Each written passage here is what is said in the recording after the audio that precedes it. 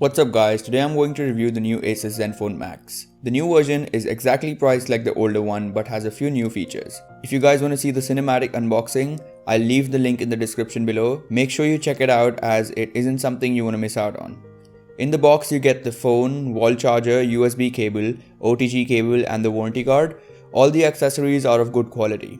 Asus has included the OTG cable as the new Zenfone Max supports reverse charging, which means you can charge any phone using this phone. Now let's talk about the design of the phone. Do note that nothing has changed from the older Zenfone Max in this department. They weigh exactly the same at 202 grams, which is not very heavy keeping in mind this phone has a huge battery and a decently sized display. Talking about the display, it has a 5.5-inch HD display. Yes, it's not full HD and you won't be able to tell from an arm's length, but if you look closely then you'll definitely be able to spot the pixels. The display is sharp and vivid. Also, it is bright enough to view at outdoors. Just remember to take it out of the auto brightness mode. I don't have any complaints about the display of the phone, so let's move on. Below the display are the 3 touch capacitive buttons which are not backlit, and I don't know when Asus will change this. Anyway, above the display is a front facing 5 megapixel camera, Asus branding, standard earpiece, some sensors and a LED notification light to the right of the earpiece. On the right of the phone we have the lock unlock button, and above that are the volume keys. All of them are textured and are very tactile. On top we have the 3.5mm headphone jack.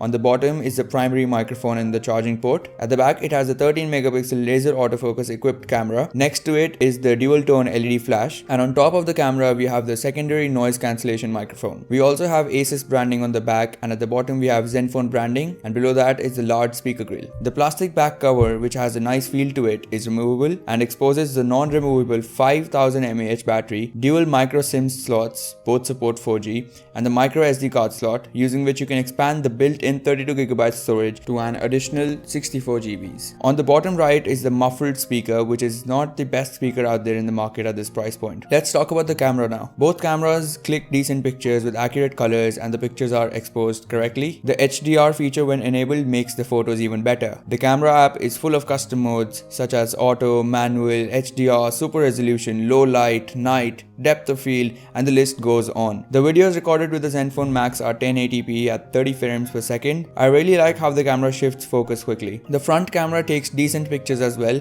but it has a really wide angle lens which distorts at the corners, so you'll have to frame your pictures accordingly. Talking about performance, the octa-core Snapdragon 615 is definitely faster than the previous version of this phone. That means games run even more smoothly. Multitasking is also better. The phone has 2GB of RAM, which is decently optimized for the software. Talking about software, it runs on Zen UI on top of Android 6.0.1 Marshmallow, which is a plus point. It is also loaded with a lot of bloatware similar to other Zenphones. Let's talk about the battery life. With the 5000 mAh battery, a moderate user can expect 2 to 3 days of usage, and if you're a heavy user, you would still get 1.5 to 2 days of usage before you'll have to charge this thing. In the end, I'd like to say that at a price of 9,999 rupees, a phone which has good build quality, decent cameras, HD display, a superb battery life, is definitely a good deal. All in all, it isn't the best phone in the market in terms of performance it offers at this price point, but this phone isn't for those people. Asus has targeted the consumers who want an exceptional battery life on their phones, and I think this is the best option for them. If you want to buy this phone, use the link in the description to help the channel out at no extra cost. Hit that like and subscribe button if you haven't already, and drop your views about this phone in the comment section down below. Thank you for watching guys.